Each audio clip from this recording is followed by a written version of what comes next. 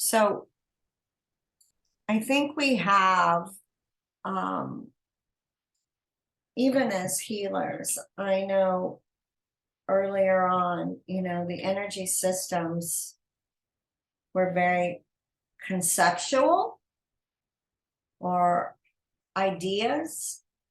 And the more I dove into my work, the more I realized that, everything is circuits. And, we as humans are multidimensional, right? So for us to focus just on the physical and even what our brain is doing mentally, right, is pretty elementary. Now, I was in a psychic class at one point, and they were talking about the energy grid, which I had never thought about before. But we have to recognize that energetically there has to be a structure as well. So this structure is much like our skeletal system in the 3D. So when a person gets traumatized, that grid or that energetic structure can be damaged as well, right? Depending on the depth of the hits. Like if somebody is starting to be traumatized as an infant, there's probably most definitely trauma to the grid. So as we're working to gain integrity through those systems, that is something that we keep a watch on. Like, is that system leaking, right? Is that skeletal structure holding everything in place, right? And, what do we need to do about it? Yeah, but that is a level that we need to start in our mind's eye, start being able to see. Now, I do find I've only really truly had to work on the grid a few times. I do find as things are coming into balance and the auric field is healing and things are, integrity is forming, the grid starts finding justice and comes into balance and heals often on its own, right? Now, if we get through the end of everything and we see that a person is still leaking, right? Still like exhausted, still like struggling, the grid is a piece that we need to take a look at, right? Now, as we're working with a client, right, it's important for us to really keep notice of their physical systems, right? And often they're really reflective to the imbalance in the energetic systems, right? If a person is having trouble in their skeletal system, they've probably got damage to their grid, right? They've probably got misalignment. If somebody's at the chiropractor all the time, this is something I'd be looking at, right? Like, where's the imbalance in this grid?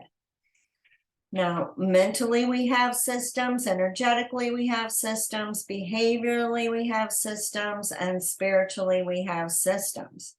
Usually in that first 90 days, we're really looking at the physical and the spiritual and the energetic systems and trying to really pull integrity into that first, which helps a client move out of crisis, right? Not that we're not looking at the mental and behavioral, but we're moving them out of crisis, right? And we talked about, like, spirituality. Why are you not moving for me today? I'm just not sure. There we go. Right? We talked the other day about integrity and justice. And often people come in wanting justice. And what we have to recognize is the justice that they think they want is not truly the justice that they want. because a person could go get their perpetrator thrown in jail and still be in complete distress every day for the rest of their lives, while the perpetrator is getting justice, right? So we have to recognize that what they're really craving is that justice and balance within self. That means finding truth. Now, by finding truth, I don't necessarily mean finding details, yeah? I mean finding truth. Finding that imbalance or injustice within self, within their stories, right? Within their perceptions, right? Helping somebody to connect the dots, because often their story, I find, you know, wavers from the rose-colored glasses side of the story to, right, the most horrible circumstance. And to be able to come in and say to someone, right, no, you were not right. This happened, right? But not to the direty of this, right? I was working with a young woman who had, quote, like a therapist had given her the word molested, that she was molested by her sister.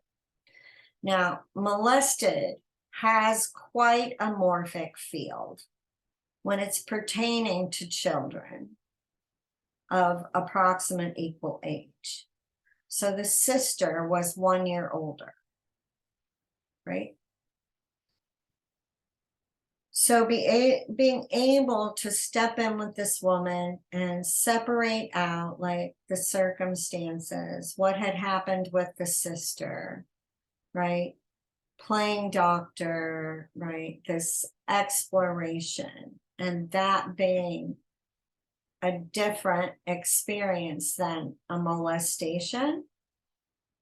I didn't really even need to see her anymore, right? So in that, I want us to recognize that the words we use for people is setting their experience as well, right? And molestation is very different than playing doctor with your sister. Yeah. Now, again, this energy grid, it looks like, when you look at it, it looks very similar to this. It looks like, you know, how a computer would build out a person with the little squares or whatever. That's what it looks like. It looks more like a grid than our skeletal system, right? So it's more containing, like our skin, yeah, on the outside, versus like our skeletal system being on the inside. Yeah, does that make sense? So when it is fractured, we're actually truly leaking. Yeah. Oh yeah, definitely. Yeah, so you get that, right? Oh yeah. Now our astral body would be that next kind of step in, right? So that our astral body is the energetic duplicate of our physical body, right? And it houses everything that would be similar to our organs, and, you know, and our astral body has molecules, like it has particles. Like it's not, I mean, even air has molecules. So if that astral body starts fragmenting, that means the amount of molecules that are trying to hold space and keep you together as a person in 2023 is diminished. Yeah. Yeah, that's real. That's why, as we start creating unity in this astral body, energy builds, that wholeness, that fullness, that feeling of being empty, alone, separate, that goes away because you're not anymore. Yeah, those fragments are all feeling that. Empty, alone, and separate. Now, the chakra system is very similar to, say, our spinal cord in conjunction with DNA, right? So it holds everything that you are, and it's kind of our structural, our inner structural energetic system. I see this system laying flat. You know, they often show them upright like this, which in any sort of systematic thing doesn't make sense, right? Like this is like a hydraulic system, right? That should be operating in sync, right?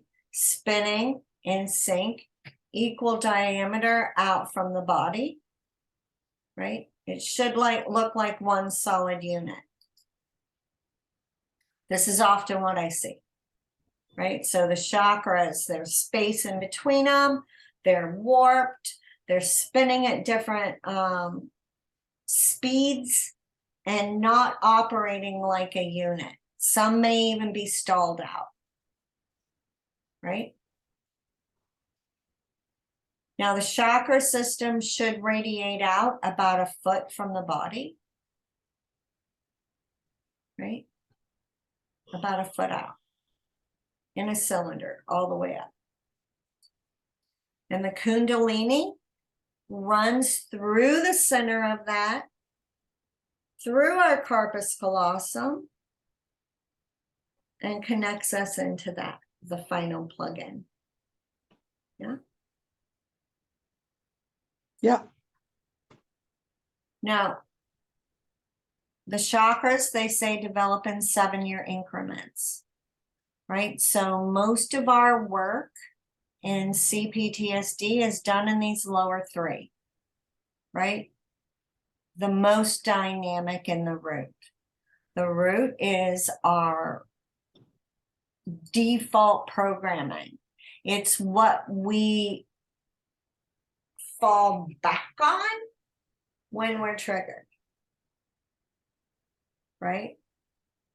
We are coming into that default programming, right? Which again overlaps with these fragments rising up, right? And you don't have access to the information from today, right? So if a 7-year-old is rising up, it's almost like you can look at a person when they're having like a temper tantrum or a huge emotional triggered response and see the fragment there that's operating, right?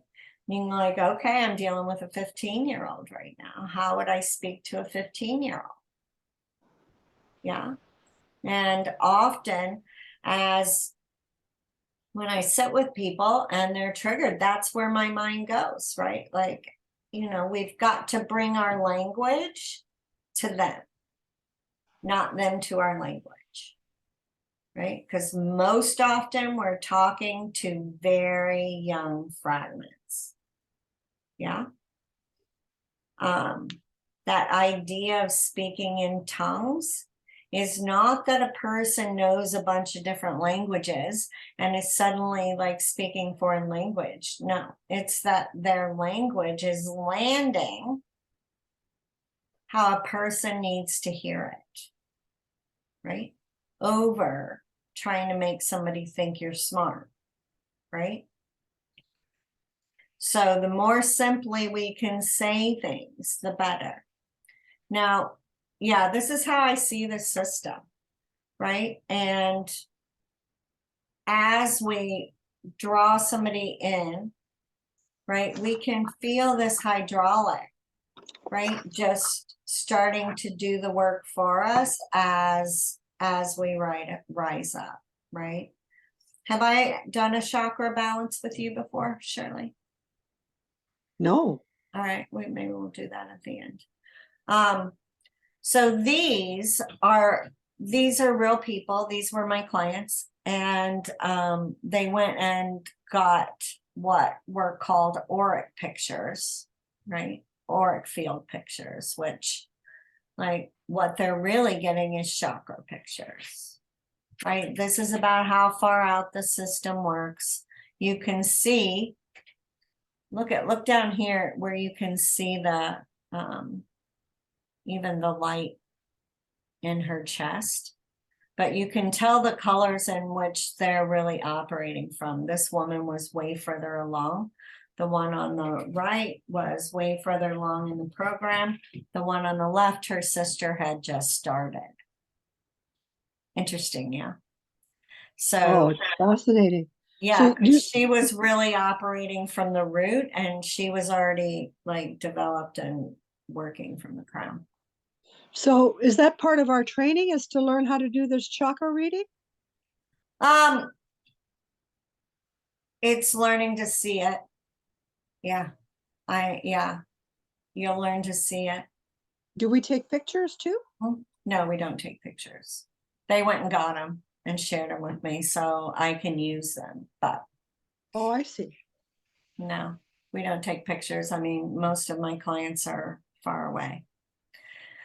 So they went and got these and shared them with me, and I thought it was interesting because the one on the left, like they're sisters, and the one on the left had just started in the program, maybe a week or two, right? So most of our work being done in that root chakra was very evident, and she was almost exiting the program, and her chakra system was completely activated. She was operating from third eye crown and blazing. So it was super cool to actually physically witness. Yeah. And the chakra system goes out about a foot from the body. So they call these auric pictures, and the aura then goes out further than that, goes out 6 feet. So the wisdom circuit, right? Now the wisdom circuit starts with the corpus callosum. The corpus callosum is the passageway between the left and right brain, right? It is that super highway, right, that navigates the two, right? They say that the corpus callosum, right, is the control room of all of our systems, right? When we can access that corpus callosum, we're invincible.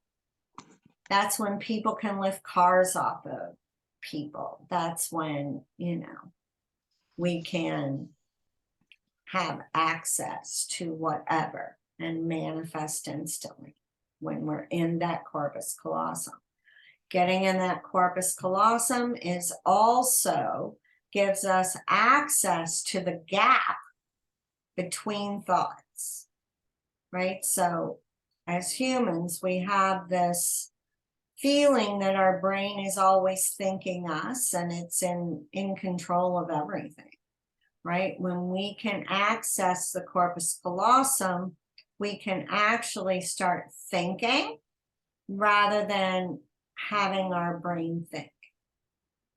Yeah, we can start having control over what information we're accessing. We can have control over not thinking at all. When that first started happening to me, I thought I was having problems with my brain. And, in meeting with the lady who wrote The Secret, she was like, yeah, like you should be able to not think. Your brain should think when you choose to think, like if you go and turn on your computer, right? As humans, we have not been living like that, yeah.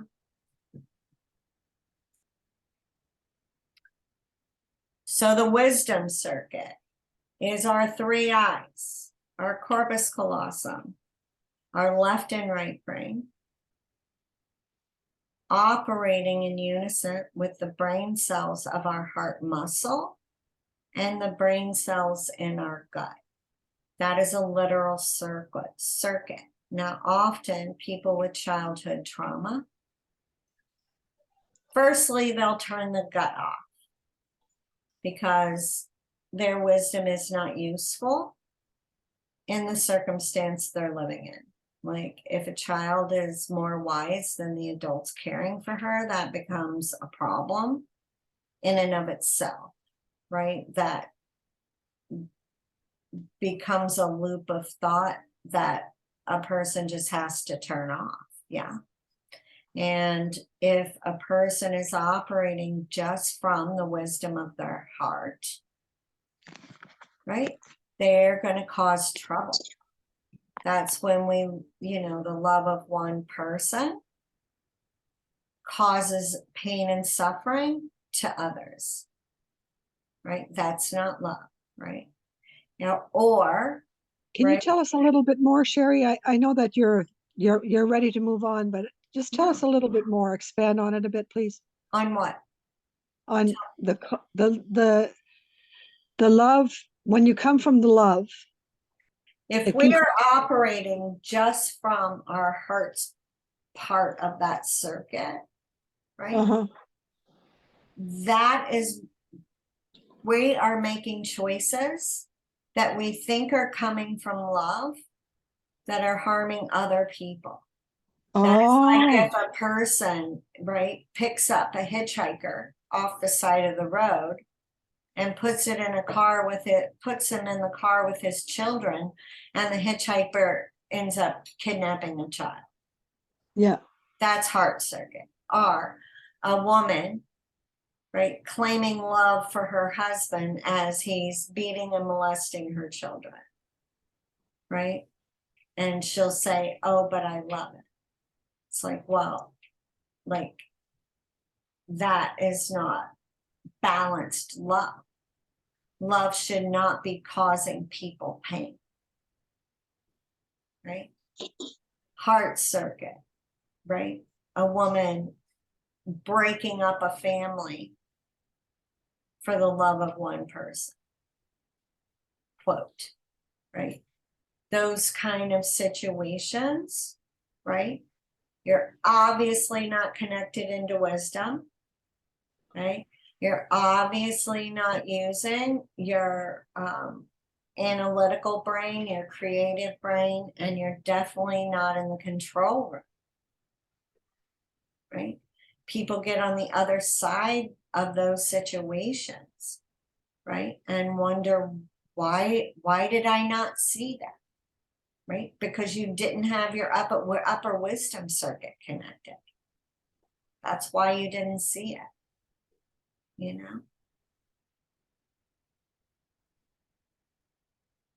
Does that make sense? Yeah, it makes perfect sense. It makes perfect sense. It's a standalone teaching, Cherie. I know I've been talking about this for a long time, but it's gaining some speed because it's true. As children, like my uncle, God love him, like everything he did was out of love for people in his mind. And he actually did that. Picked up a hitchhiker, brought him home, moved him into his house, and the hitchhiker ends up kidnapping his daughter, right? Like those kind of things were happening in his life over and over and over again, right? Because it never was past that initial thought of this person needs help. It's like, okay, and can we help him in a way that's not going to put everybody else in danger?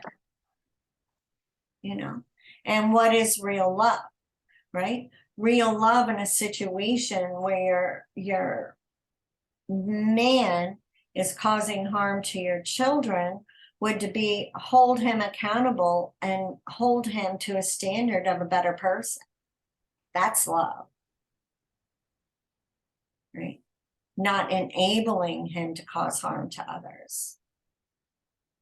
Right? Usually love is very balanced. Real love is very balanced and very just. And I think that is what has gotten lost in our modern day version of love is justice. Yeah. Right? Love should not cause harm. Or it's not love, it's something else. Yeah.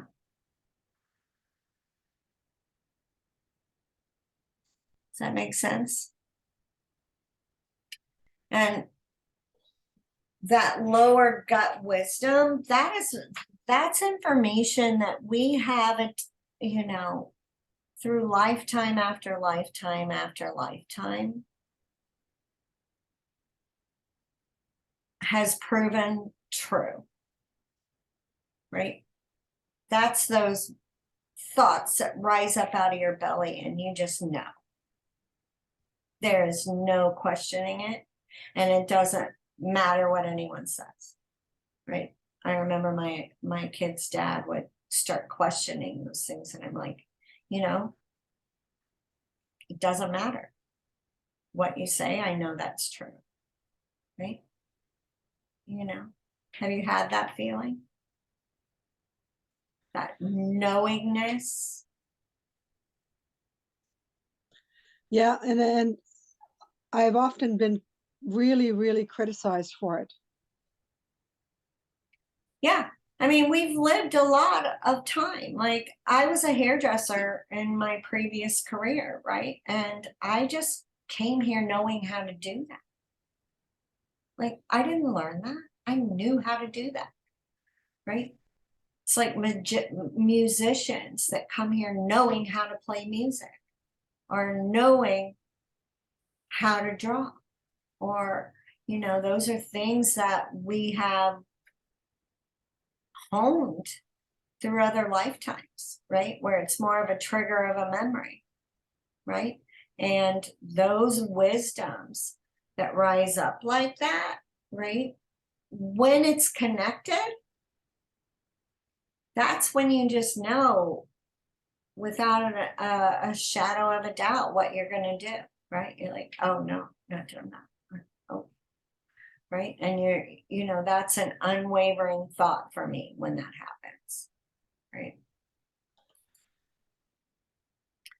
Now, our soul is the energetic version of your heart. We can't live without our soul, and we can't live without our heart, right? And our soul is housed within our astral body, just like our heart is housed within our physical body. So when we're astral traveling, that's why we have consciousness in that place, because our soul goes with us. Our body goes into trance.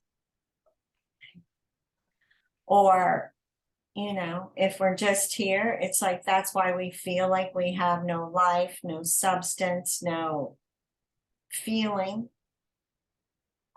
It's because the energetic version of our heart, right, is not in here.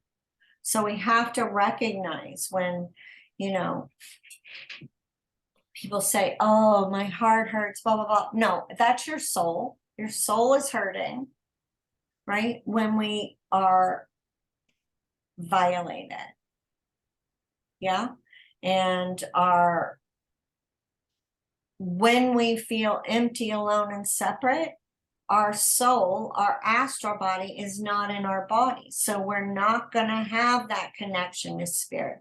We're not going to have that connection, right? If our soul is not in our body.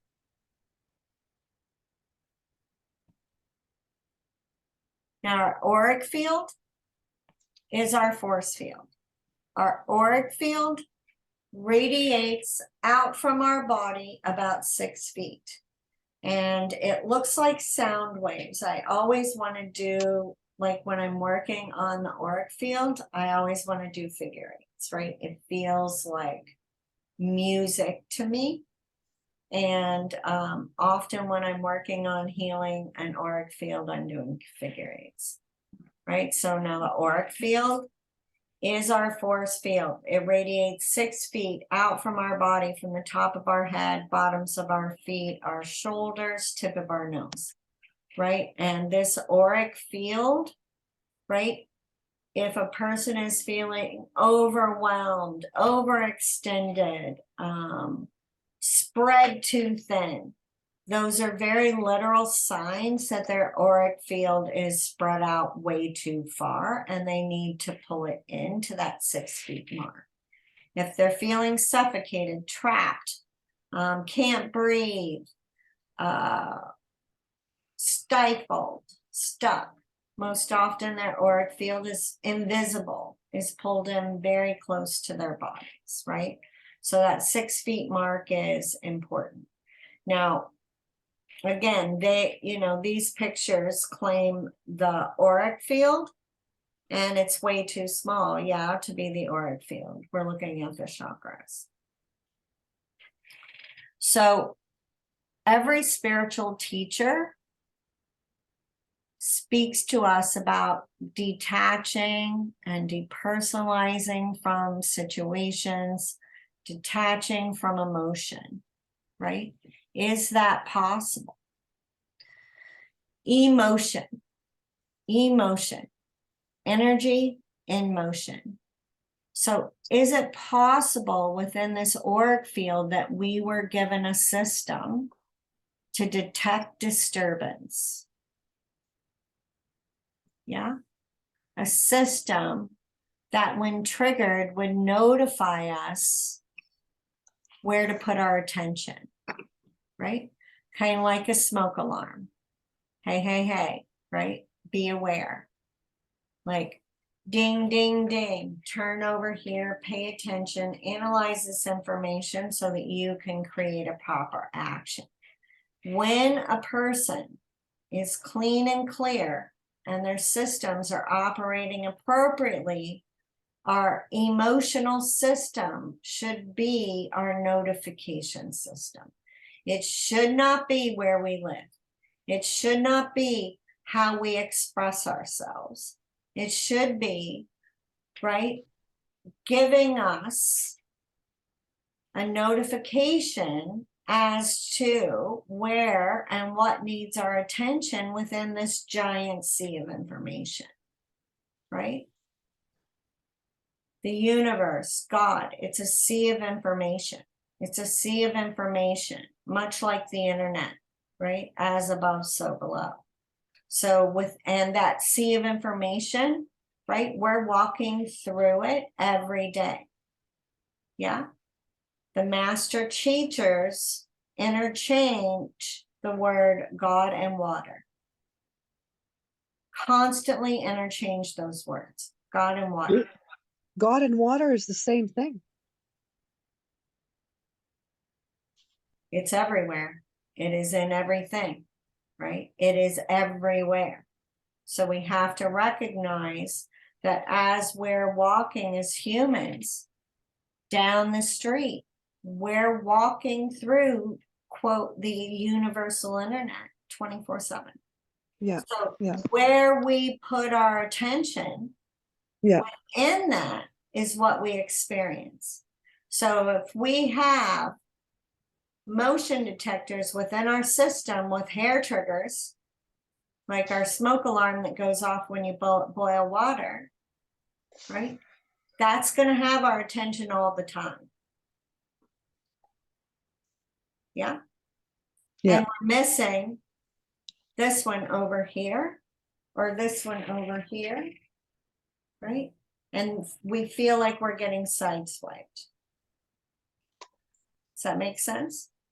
Yeah. So as we're working with folks, we are starting to monitor, right, the stability of this system, right?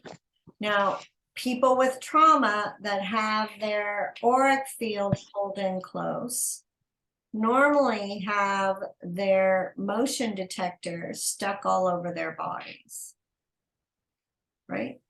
So there's no space for the ding ding, right? And the deduction of information and response. We're getting the information and responding within, you know what I mean? Like if your smoke alarm is stuck on your bedroom, or your alarm system is on your bedroom door, you have very little time to act if somebody's walking in. If somebody walks in your front door and you get the notification, you have more time to act, right? So these detectors, right, as we start creating stability, we start pushing them out, right? They should be around the edges of our system, of our auric field, not plastered on our face. So when people feel like they're getting sideswiped, that's why, right?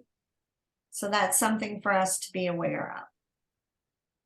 Now, when I was working with the human trafficking, I was working in person and was actually had the ability to do a lot of experiments around stuff like this.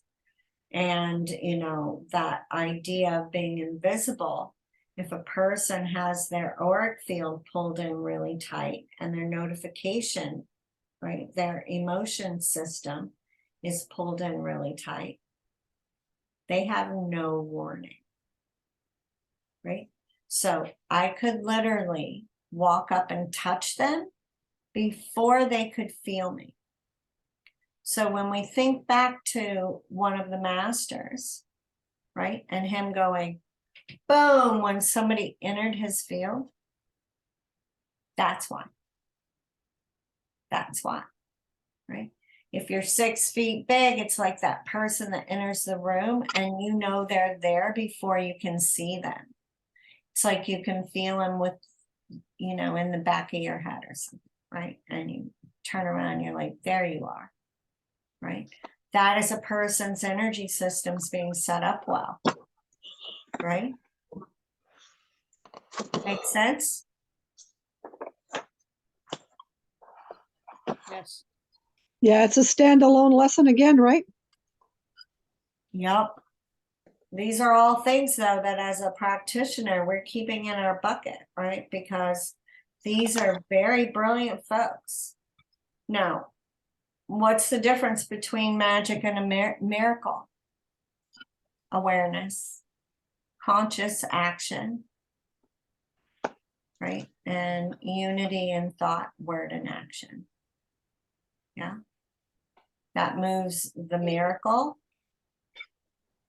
out of accident or out of, you know, a blessing or a gift from this power, right, to you being conscious and in integrity, right? Anything I can do, right? We have to recognize that, right? This man walked around constantly saying, I am not a god. Pay attention. You can do this too, right? And these folks are doing it all unconsciously, right? They're doing it unconsciously.